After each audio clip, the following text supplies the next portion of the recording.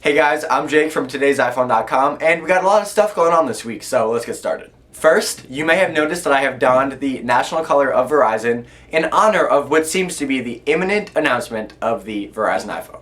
Now, there have been a number of stories that, when put together, basically confirm that the Verizon iPhone is coming. The first one comes from Verizon themselves. They sent out invitations recently for a press conference on January 11th in New York City. Now, the official subject of the press conference is still under wraps, but they've already announced so much stuff at CES that most people believe that there really isn't anything else for them to announce except the Verizon iPhone. Lending further credence to this story is the fact that MG Siegler over at TechCrunch got an invitation to this press conference. Now, this is significant because the noted Apple specialist never got an invitation to a Verizon event before, so it makes you wonder if maybe somebody else has a say in who gets invited. Apple. Furthermore, Gizmodo, who does have a good relationship with Verizon, didn't get an invitation for this event, and most people believe it's probably because of the whole stealing a leaked Verizon iPhone and putting it on the internet thing.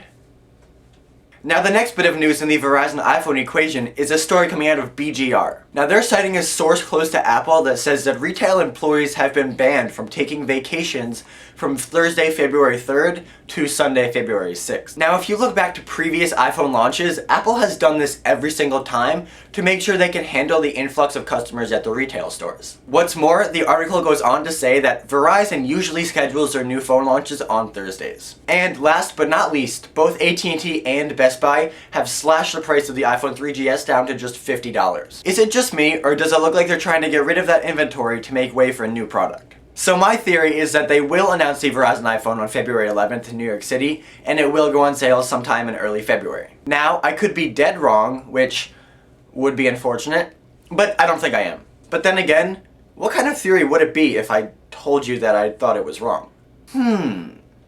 Okay, moving on, the Mac App Store went live this week. Now, if you're a Snow Leopard user, all you have to do is update your computer to 10.6.6, and the App Store should appear in your dock. The store launched with 1,000 plus applications ranging from games to productivity tools to social networking tools, and it's all very cool with seamless integration into your Mac. One thing I have noticed though is that the majority of the applications right now are paid applications. I'm hoping that more free applications will make their way to the App Store soon, but as of right now, you should probably have some money in your iTunes account. If I had to recommend an application, I'd definitely tell you guys to check out the Twitter app. The interface is really cool, it lets you manage more than one account, and it's free in the App Store.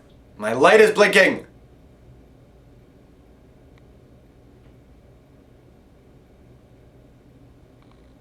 Stop it! Alright, next, a bunch of pictures of supposed leaked parts for the next iPhone have made their way onto the internet this week. Now, the pictures first appeared in a video from Global Direct Parts, but the video was pulled after a copyright claim by Apple. But then the pictures resurfaced as pictures from a website called Smartphone Medic. Now, the pictures are mostly of the metal bezel around the device, and it basically looks the same as this generation's model, except that the little black strips of death are in different positions, which I assume is to help with the death grip issue. Now, there's no way of knowing if these pictures are legit, and if they are, there's no way of knowing if they're for the 5th generation iPhone or for the Verizon iPhone. I want to know what you guys think. Does Apple have another leaked iPhone on their hands, or is this just some knockoff? Let me know in the comment section below. And finally, in jailbreak news, it seems that Comex, the guy behind the jailbreakme.com hack, has come out and said that his jailbreak for the iPhone and iPad and iPod Touch won't be available until Apple announces iOS 4.3. Now, this is kind of a downer for a couple of reasons. A lot of people have been waiting for this version of the jailbreak because the only other untethered jailbreak available right now is pretty complicated to use. But if you think about it, it kind of makes sense because if there is an untethered jailbreak available, Comex doesn't want to make public another security hole in the iOS software just to achieve something that some other software already achieved. But if you look on the bright side, iOS 4.3 will already be jailbroken when it comes out. Well, that's it for this week, guys. Thank you very much for watching, and remember, if you have any comments or questions on anything I talked about in this video, you can follow me on Twitter at TIPJake, and I will answer your questions to the best of my ability. And don't forget, for more news, views, reviews, and anything regarding the Verizon iPhone, definitely check out TodaysiPhone.com.